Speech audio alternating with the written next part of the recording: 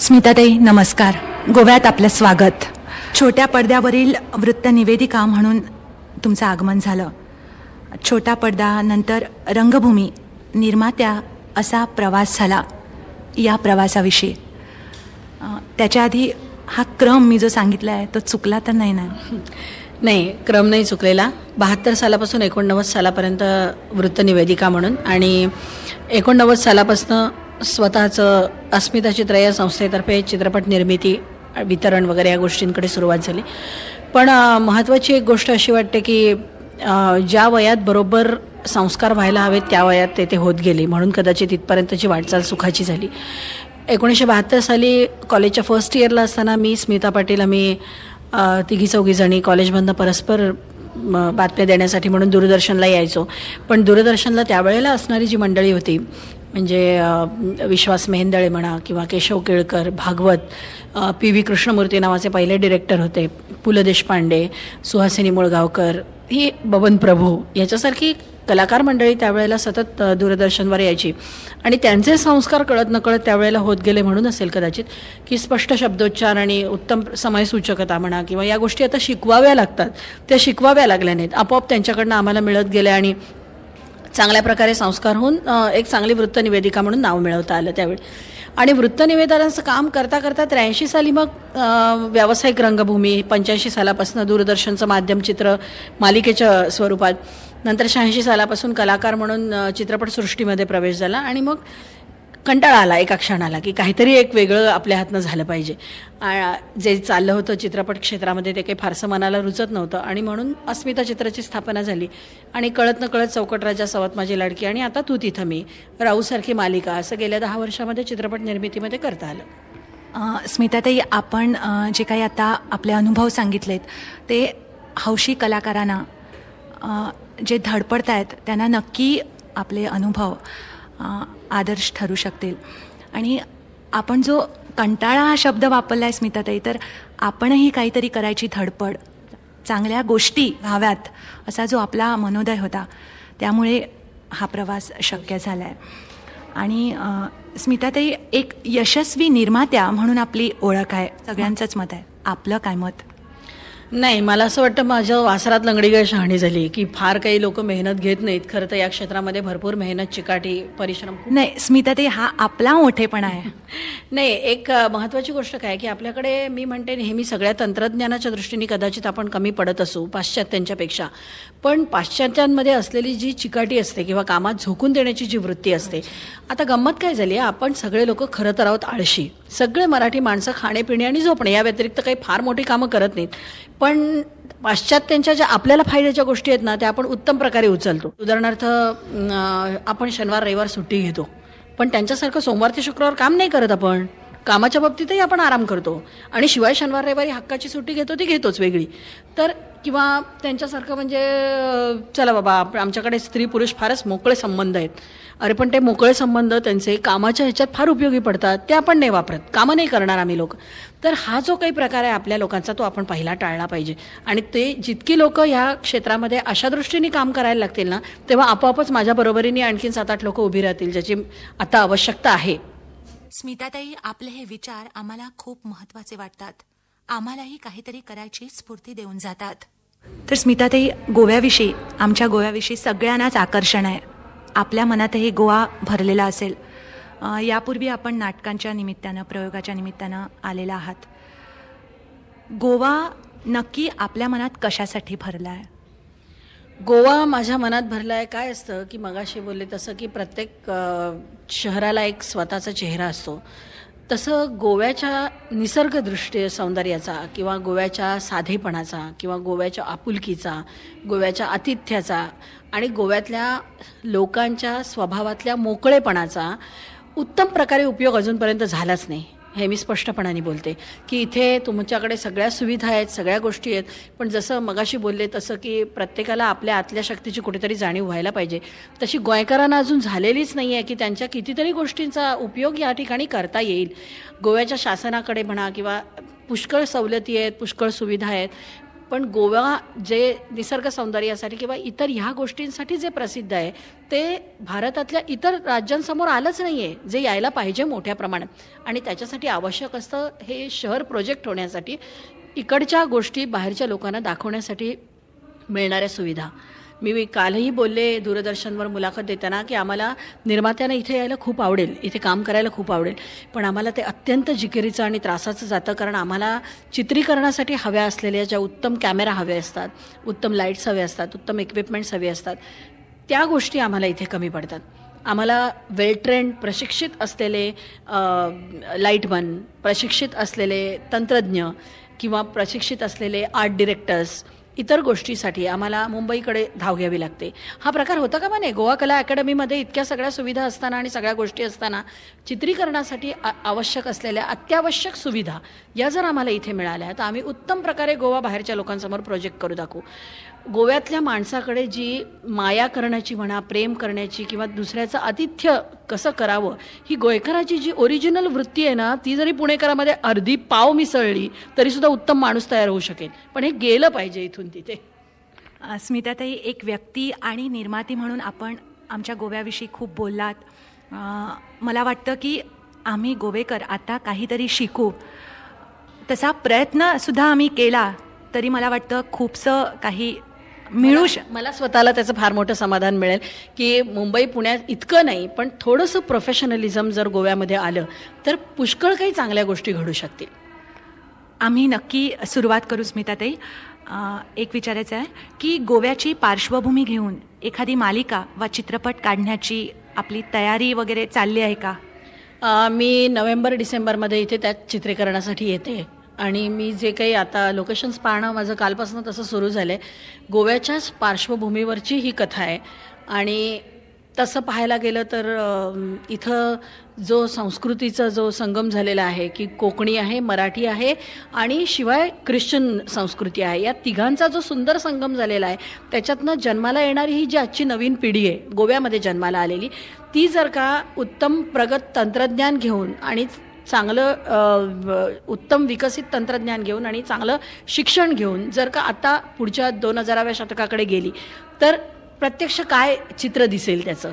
म्हणजे इकडच्या साधारण मी म्हणते तर 3 पिढ्या, 55 सालात जन्माला आलेली एक पिढी, 65 सालात जन्माला आलेली एक पिढी आणि आत्ता 75 ते 80मध्ये जन्माला आलेली एक पिढी, अगदी 10-10 वर्षाचं अंतर असलेलं, पण त्यांच्या एकमेकांच्या विचारातले तफावती आणि त्यांचा लग्न या दृष्टीकडे पाहण्याचा दृष्टिकोन, जास्त मी मुद्दाम समाज व्यवस्था घेते, कुटुंब व्यवस्था घेते की आत्ताची 2000व्या शतकात जी मुलगी आता पुढे चालली आहे गोव्याची, ती लग्न या दृष्टिकोनाकडे, या संस्थेकडे किंवा या पद्धतीकडे कुठच्या दृष्टिकोनाने पाहिल. तिला तिचा दृष्टिकोन आणि 55 साली जन्माला आलेल्या किंवा 75 साली जन्माला आलेल्या 65 साली जन्माला आलेल्या स्त्रीचा दृष्टिकोन एक असेल का, त्याच्यामध्ये काय काय तफावत होऊ शकते, हा सबंध प्रकार अत्यंत मिश्किलपणे हाताळणारी कथा आहे आणि ती मी आता नोव्हेंबर-डिसेंबरमध्ये इथेच येऊन शूट करते. स्मिताताई, माझ्या प्रत्येक प्रश्नावर आपण भरभरून बोलतात आणि मला काही सुचत नाही आहे, तरीसुद्धा एक नक्की की आपल्या या चित्रीकरणात आम्हा गोवेकरांना एक संधी मिळेल अशी आशा आम्ही नक्की करू शकतो आणि मला तशी खात्री आहे. स्मिताताई, आजपर्यंतच्या आपल्या प्रवासात एखादा लक्षात राहिलेला अनुभव जो आम्हाला काहीतरी सांगून जाईल? लक्षात असलेले अनुभव असे खूप येतात, कारण काय होतं, एकतर मी त्या बाबतीत स्वतःला फार भाग्यवान समजते की या व्यवसायाच्या निमित्ताने मी सतत प्रवास करत असते, सतत फिरत असते, हजारो माणसं भेटत असतात, असंख्य स्वभावाचे नमुने पाहायला आणि अनुभवायला मिळत असतात.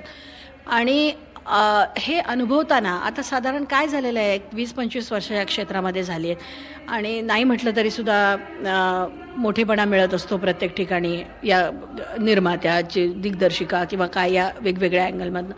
आणि असंच करता करता तरीही किती फिरलं आणि किती प्रवास केले आणि किती मान सन्मान घेतले तरीसुद्धा जोपर्यंत प्रत्येक व्यक्तीचे पाय जमिनीवर नसतात तोपर्यंत काही खरं नसतं. म्हणून मी दरवेळेला म्हणते, सगळे कलाकार म्हणा किंवा सगळ्या मंडळांनी पाय पहिले जमिनीवर ठेवा तर डोकी आपोआपच शांत राहतात आणि तुम्ही पुढचं वाटचाल उत्तम प्रकारे होऊ शकते.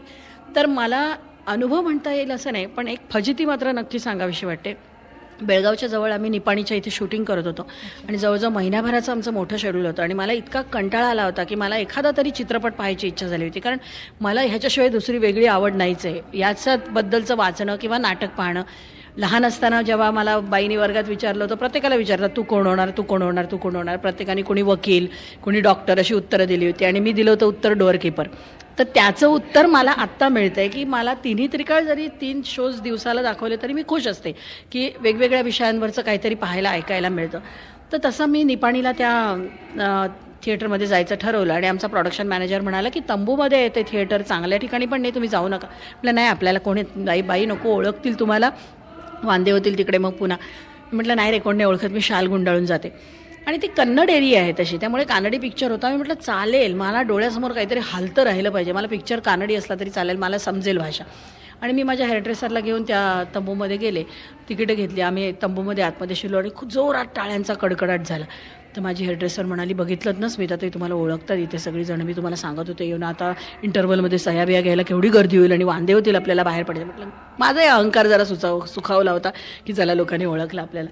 पिक्चर सुरू झालं, पिक्चर इंटरव्हल झाला, लोक बाहेर वगैरे गेले, कोणी माझ्याबरोबर समोर वगैरे आलं नाही सह्या बिया घ्यायला.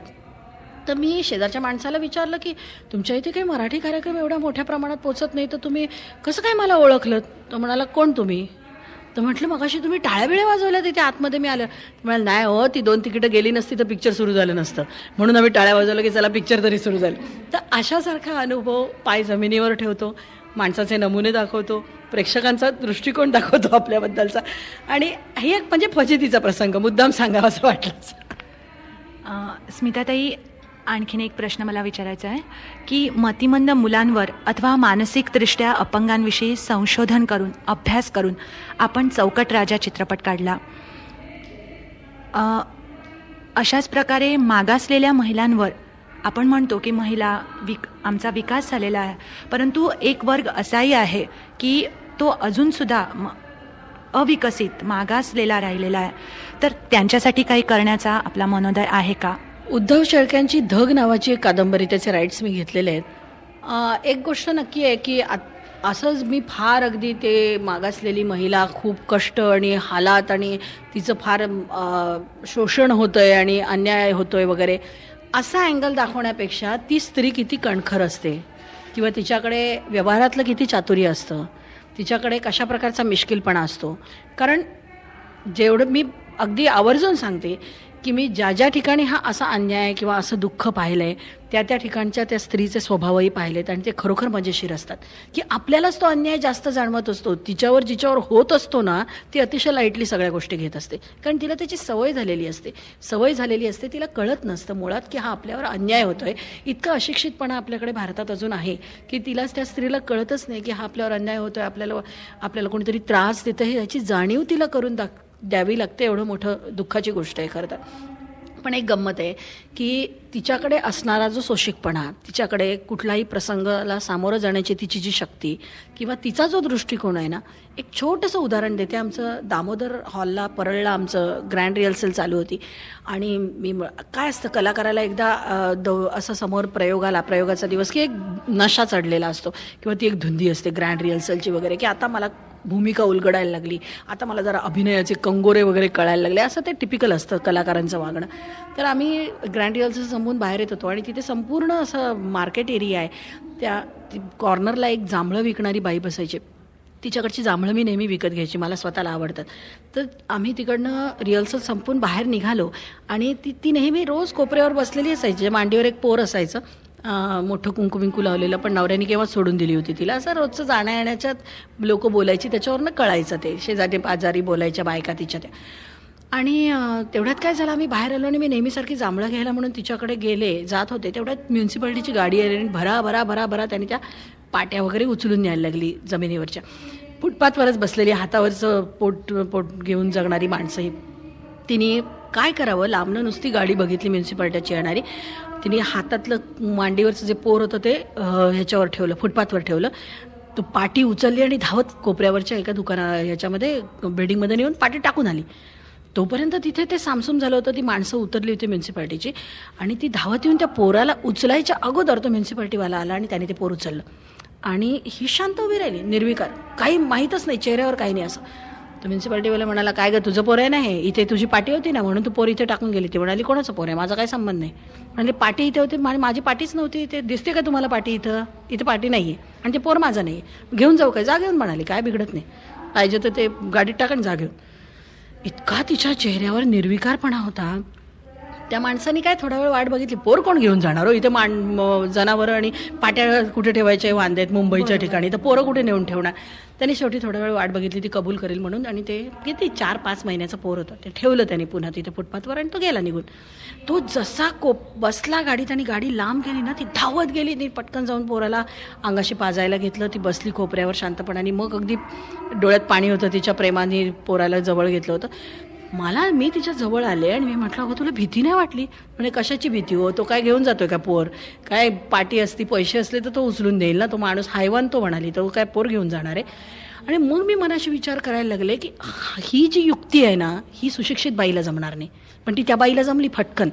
कारण म्हणजे आपण ज्या बायकांना असं समजतो की त्या अशिक्षित आहेत, त्यांना कुठलं काय कळतंय, तर तिच्याकडे किती मोठा हे व्यवहार चातुर्य होतो. आणि आम्ही अगदी कलाकार, अभिनय, तिचा अभिनय कसला ग्रेट होता, तो निर्विकार चेहरा तिने कसा दाखवला, तिला कोणी दिलं होतं ट्रेनिंग अभिनयाचं, आणि ते कसं काय तिला सुचलं की त्याच्यासमोर त्याला संशय पण आला नाही आणि तो शेवटी कंटाळून निघून गेला. तो अभिनय मोठा की आम्ही करतो स्टेजवर चेहऱ्याला रंग फासून तो मोठा. असे छोटे छोटे प्रसंग जे असतात ना, जे काहीतरी त्या बायकांच्यातलं काढतात बाहेर.